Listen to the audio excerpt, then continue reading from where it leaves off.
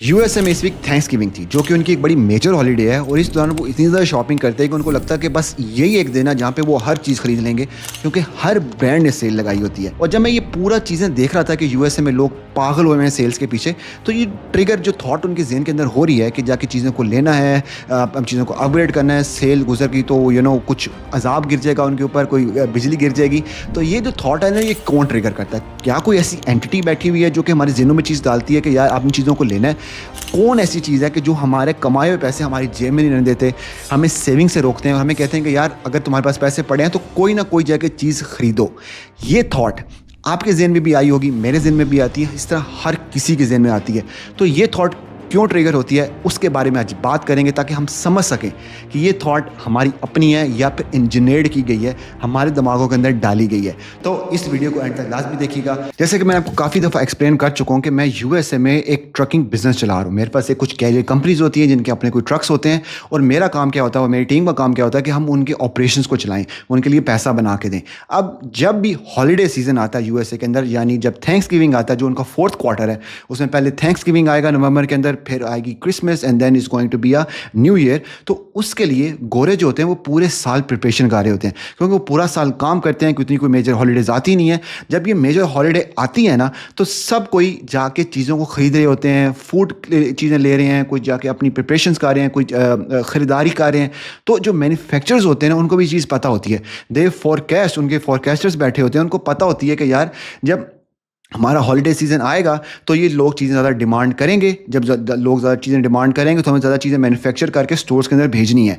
तो यहाँ पे एक चीज़ समझने की ज़रूरत है कि आपकी डिमांड, जब भी कंज्यूमर डिमांड करेगा कोई चीज़ तो मैन्युफैक्चरर्स उस चीज़ को बनाएंगे। अब यहाँ समझने की ये ज़रूरत है कि जो डिमांड है ना, एक होती है रियल डिमांड, किसी एक ऐसी चीज़ की डिमांड जो कि वाकई लोगों को चाहिए। एक डिमांड वो होती है जो कि आर्टिफिशियली क्रिएट की जाती है। और इस वीडियो में मैं ये चीज़ एक्सप्लेन करने की कोशिश करूंगा कि कैसे इकोनॉमीज चलती हैं, कैसे ये डिमांड है इसको इंजीनियर्ड किया जाता है। कि आपको लगता है कि ये जो सोच है ये आपकी सोच है, इनफैक्ट वो सोच आपकी नहीं होती, कि आपके अंदर वो सोच डाली जा रही है। आपको उस चीज़ की डिमांड नहीं थी, आपके अंदर वो डिमांड क्रिएट की जा रही है ताकि जाके आप वो चीज़ को मांगें, ताकि इकोनॉमीज चल सके। यहाँ पे आपको एक कॉन्सेप्ट समझने की जरूरत है which is called a bull whip effect. यानी जब भी एज अ कंज्यूमर आप कोई चीज़ डिमांड करते हो तो जो स्टोर पर जाके आप वो चीज़ मांगोगे तो स्टोर वाला क्या करेगा, पीछे मैन्युफैक्चरर को कॉल करेगा, भाई इस चीज़ की डिमांड ज़्यादा आ गई है, आप ये चीज़ें ज़्यादा भेजो। जब मैन्युफैक्चरर को पता लगेगा कि यार डिमांड ज़्यादा आ गई है, चीज़ें ज़्यादा बनानी है, तो पीछे रॉ गुड का जो सप्लायर होगा वो उसको कॉल करेगा कि भाई ये चीज़ें मैंने बनानी है तो मुझे ज़्यादा रॉ गुड्स भेजो। तो जो आपसे जो आपकी डिमांड है उससे जो विप इफेक्ट स्टार्ट हुआ वो सिर्फ आप तक महदूद नहीं रहेगा, बल्कि वो स्टोर तक जाएगा, स्टोर से पीछे मैन्युफैक्चरर तक जाएगा और पीछे रॉ गुड का जो सप्लायर उस तक जाएगा। अच्छा, ये जो चीज़ें होती हैं ये इंजीनियर्ड भी हो सकती हैं, रियल भी हो सकती हैं, ट्रू भी हो सकती हैं। कुछ ये जो बड़ी बड़ी कंपनीज होती हैं ना, ये बैठ के अंदाजे लगा रही होती हैं कि यार इस सीज़न के अंदर कौन सी चीज़ ज़्यादा बिकती है, हम वो चीज़ें ज़्यादा मैन्युफैक्चर करें, क्योंकि मैन्युफैक्चरिंग का एक टाइम होता है, वो टाइम लेती है, टाइम कंज्यूमिंग है। तो वो पहले से उनको बैठ के ये चीज़ अंदाज़ा लगाना होता है कि कौन सी ज़्यादा चीज़ें बिकेगी, और वो उसके पीछे एक लैदा बंदे बैठे होते हैं जो यही फोरकास्टिंग कर रहे होते हैं कि भाई पिछले साल कौन सी चीज़ बिकी थी, इस साल की फोरकास्ट क्या है, डिमांड किस तरह क्रिएट की गई है उस प्रोडक्ट की, उस लिहाज से वो प्रोडक्शन कर रहे होते हैं। लेकिन कुछ ऐसी चीज़ें होती हैं जो कि फोरकास्ट नहीं की जा सकती। फॉर एग्जांपल कोविड के दौरान जब टिश्यूज़, रोल पेपर्स और आपके मास्क शॉर्ट हो गए थे, तो इतनी ज़्यादा डिमांड थी कि मैन्युफैक्चरर जो रॉ गुड का सप्लायर था ना, can not keep up with that demand. तो उससे हुआ कि एक शॉर्टेज आ गई। तो शॉर्टेज जब बेसिकली आती है वो इसी तरह आती है कि जब आपके डिमांड बहुत ज़्यादा और मैन्युफैक्चरर उसको कीप अप नहीं कर पा रहा। And this is another concept which called reverse bull whip effect, जो कि बेसिकली ये होता है कि जब बहुत ज़्यादा डिमांड होती है तो मैन्युफैक्चरर आहिस्ता आहिस्ता चीज़ें बनाना स्टार्ट कर देता है। एक टाइम आता है कि वो इतनी ज़्यादा चीज़ें बना लेता है कि उसकी जो इन्वेंट्री है वो फुल हो जाती है, रॉ गुड्स के पास इतनी ज़्यादा बड़ी होती हैं, लेकिन आगे डिमांड कम हो जाती है। जैसी डिमांड कम होगी तो जो इन्वेंट्रीज भरी पड़ी हैं वो बिकेंगे नहीं। जब वो बिकेंगे नहीं तो जो कंपनीज ने वो चीज़ें बनाई हैं उनको लॉस होगा। तो यहाँ पे एक चीज़ तो हमने तय कर ली कि जो सबसे बड़ा फैक्टर है वो है कंज्यूमर की डिमांड। कंज्यूमर की डिमांड अगर ऊपर जाएगी तो हर कोई पैसा बनाएगा, आपकी जेब से पैसा निकलेगा, कंपनी के पास जाएगा। कंपनी, आप जो चीज़ खरीद रहे हैं आप उस पर भी टैक्स दे रहे हैं तो गवर्नमेंट के पास ही पैसा जा रहा है। आपने वो चीज़ ली तो उस कंपनी ने उस पर प्रॉफिट बनाया, उसके पास ही पैसा चला गया, उस प्रॉफिट में से उसने गवर्नमेंट को फिर टैक्स दिया। तो अगर आपके पास वही पैसा जब आपकी जेब में रहे तो किसी को कोई फायदा नहीं है, लेकिन आपका पैसा जब आपकी जेब से निकल के सब जगह जाएगा तो हर किसी को फायदा है। तो एक चीज़ तो समझने की जरूरत है कि आपकी जो डिमांड है ना, this is the most crucial factor. और यहाँ पे अगली चीज़ आती है कि कैसे आपकी जो डिमांड है उसको इंजीनियर किया जाता है, because every thought you had in your mind can not be yours. तो ये जो मॉडर्न कंज्यूमर था ना यूएसए के अंदर, ये कोई एक एक्सीडेंट नहीं था, एक प्रॉपर किस्म की इन्वेंशन थी। क्योंकि अर्ली 1900s के अंदर इतनी फैक्ट्रीज थी, इतनी ज़्यादा चीज़ें बना रहे थे कि उन चीज़ों का ख़रीदार होना लाजमी था। तो अगर वो कोई ना खरीदता था, वो चीज़ें पड़ी पड़ी रह जाती और उनको लॉस होता, कंपनीज को लॉस होता, गवर्नमेंट को लॉस होता। तो उनको उन चीज़ों के यूज़र चाहिए थे जो कि उन चीज़ों को यूज़ करते और उन चीज़ों के पैसे देते। तो यहाँ पे क्रिएट किया गया कंज्यूमर, कि कंज्यूमर को ये बताया गया कि भाई आपको हर 3-4 साल बाद गाड़ी चेंज करनी है, आपने हर 2-3 साल के बाद फ़ोन चेंज करना है, आपको ये चीज़ आपको अच्छी नहीं लग रही, आपको बड़ा घर चाहिए, आपको बड़ा लॉन चाहिए and all that good stuff. सिर्फ फीड किया गया ताकि आप ज़्यादा ज़्यादा चीज़ें लेते रहें और बार बार कंज्यूम करते रहें। बिकॉज अगर आप पैसा लगा रहे हैं तो पूरी इकोनॉमिक एक्टिविटी जा रही है, सिर्फ आप पैसा नहीं लगा रहे बल्कि हर कोई पैसा कमा रहा है। जैसे ही आप लगाएंगे जैसे लोग पैसा कमाएंगे। इसी तरह एक किस्म का विशियस साइकिल है कि जब एक फैक्ट्री के अंदर बंदा जो काम कर रहा है वो अगर उसकी सैलरी बढ़ गई है, तो जब उसकी सैलरी बढ़ेगी ना तो वो जाके उसको पैसे को सेव नहीं करेगा, वो जाके आके ज़्यादा चीज़ें खरीदेगा, शायद उसी कंपनी को चीज़ें खरीद ले। तो जब वो उसी कंपनी की चीज़ें खरीदेगा तो इकोनॉमिक एक्टिविटी चलती रहेगी। तो बेसिकली जिस कंपनी ज़्यादा पैसे दे रहे हैं तो बैक इन द माइंड वो इकोनॉमिक एक्टिविटी का पूरा साइकिल उनके ज़हन के अंदर होता है।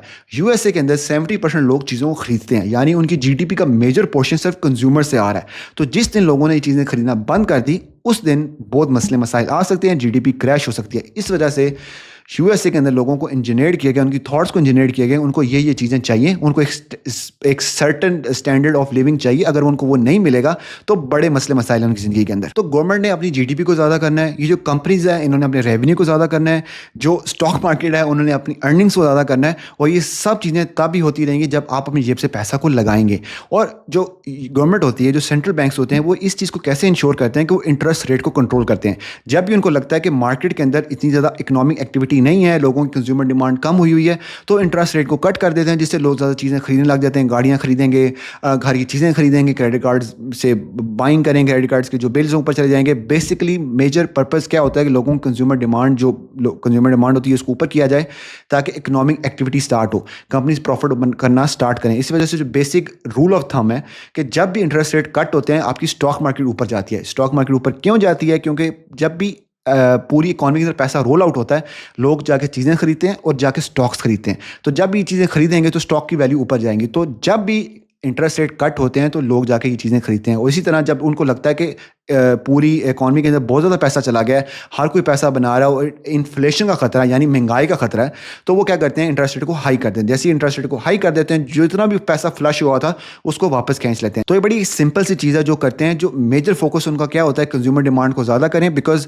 जैसी कंज्यूमर डिमांड ज़्यादा होगी, कंपनी ज़्यादा पैसा बनाएंगी तो उनकी एम्प्लॉयमेंट भी अच्छी होगी। जब कंपनीज के प्रॉफिट्स ऊपर जाएंगे तो ज़्यादा लोगों को हायर करेंगे, एम्प्लॉयमेंट नंबर्स ऊपर जाएंगे। ये थोड़ा सा कॉम्प्लेक्स है, आई एम नॉट इकोनॉमिस्ट कि मैं आपको बताऊं कि ये चीज़ कितनी मतलब कॉम्प्लिकेटेड है और मैं यहाँ पे बैठ कर पूरी डिटेल बताऊं। But the point over is this is the whole major मोटा चीज़ें जिससे इकॉनमी को ये ड्राइव करते हैं। और जो आपकी डिमांड है, जो आपको लगता है कि ये तो मेरी चीज़ें हैं, मेरी ज़रूरत है, वो शायद आपकी ज़रूरत नहीं है, इंजीनियर की गई हैं थ्रू दिस होल प्रोसेस, जहाँ पे गवर्नमेंट इन्वॉल्व है, कंपनीज इन्वॉल्व हैं, जो कि आपकी थॉट्स को इंजीनियर कर रहे हैं ताकि आप वो जाके चीज़ें खरीदें। बिकॉज जब तक आप वो चीज़ें नहीं खरीदेंगे तब तक ना गवर्नमेंट चल सकती है ना वो कंपनीज चल सकती हैं। और इस चीज़ से बचना कैसे, मैं आपको पहले भी बता चुका हूँ कि दो तरह के माइंडसेट होते हैं, एक होता है कंज्यूमर माइंडसेट और एक होता है ऑनर माइंडसेट। अब एक जो डिबेट चल रही होती है कि लोग कहते हैं कि यार आप कंज्यूमर माइंडसेट को एक कंप्लीटली 180 शिफ्ट मारें और आप ऑनर माइंडसेट के ऊपर आ जाएं, विच इज़ नॉट पॉसिबल।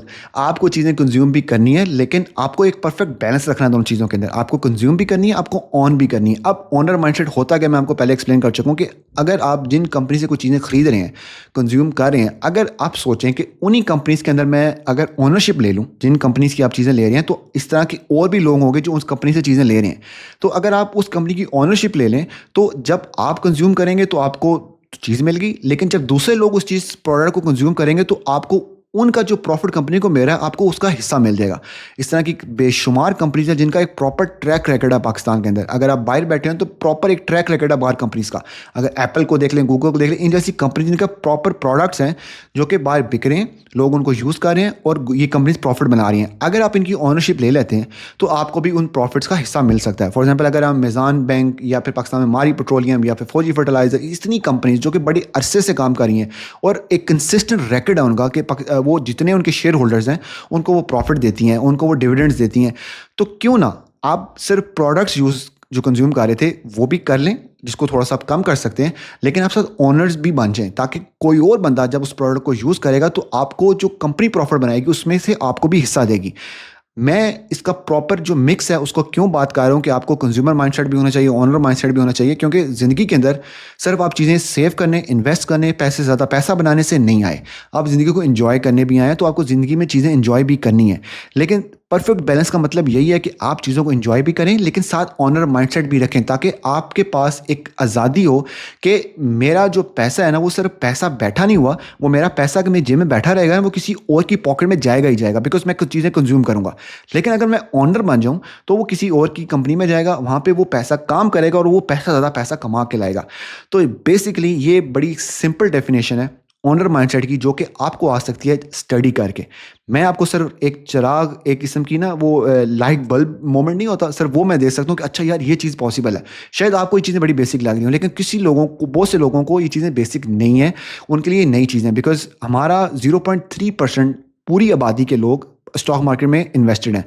तो मतलब it's still lot of room कि जहाँ पे एजुकेशन की ज़रूरत है, थोड़ी सी अवेयरनेस की ज़रूरत है। जब तक ये चीज़ें नहीं आएंगी तब तक हम नहीं समझ सकते।